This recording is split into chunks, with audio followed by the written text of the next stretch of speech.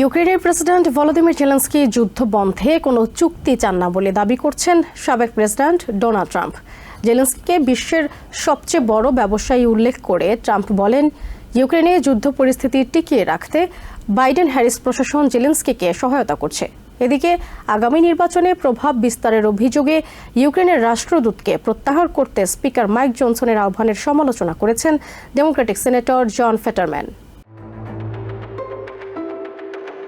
North ক্যারোলাইনার নির্বাচনী সমাবেশে president প্রার্থী ডোনাল্ড ট্রাম্প বলেন, বাইডেন হ্যারিস প্রশাসনের ব্যর্থ পররাষ্ট্রনীতির কারণে ইউক্রেনে রাশিয়ার হামলা চলছে। তার দাবি, প্রেসিডেন্ট পদে থাকলে ইউক্রেনকে কেন্দ্র করে যুদ্ধ পরিস্থিতির সৃষ্টি হতো না।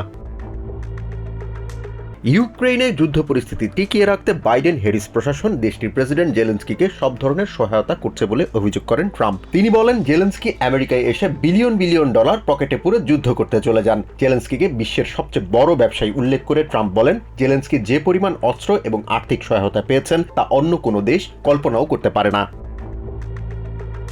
আগামী নির্বাচনে জয়ী হলে ইউক্রেনে চলমান যুদ্ধ বন্ধে কার্যকর ভূমিকা রাখবেন জানিয়ে ট্রাম্প বলেন, রাশিয়ার প্রেসিডেন্ট ভ্লাদিমির পুতিন এবং ইউক্রেনের প্রেসিডেন্টকে এক টেবিলে বসিয়ে যুদ্ধ বন্ধ করতে বলবেন তিনি।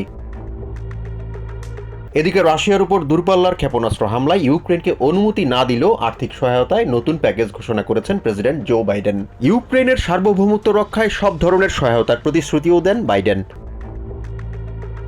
অন্যদিকে রাশিয়ার উপর হামলা চালাতে ইউক্রেনকে অনুমতি দেওয়ার আহ্বান জানান রিপাবলিকান সেনেটর লিন্ডসে গ্রাহাম। তিনি বলেন, রাশিয়ার চাপিয়ে দেওয়া অন্যায় যুদ্ধে ইউক্রেনের বিজয় নিশ্চিত করতে তাদেরকে পাল্টা হামলার অনুমতি দেওয়া জরুরি।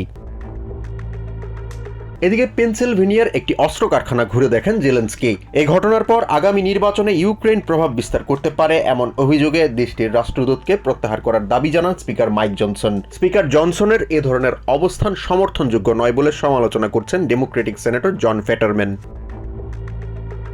পেনসিলভেনিয়ার অস্ত্র কারখানায় কর্মীদের ধন্যবাদ জানাতে জেলেনস্কি সেখানে গিয়েছেন এবং আগামী নির্বাচন নিয়ে তিনি কিছুই বলেননি বলে জানান সেনেটর ফেটারম্যান। জাহান মিথুন, TVN 24 নিউজ ডেস্ক।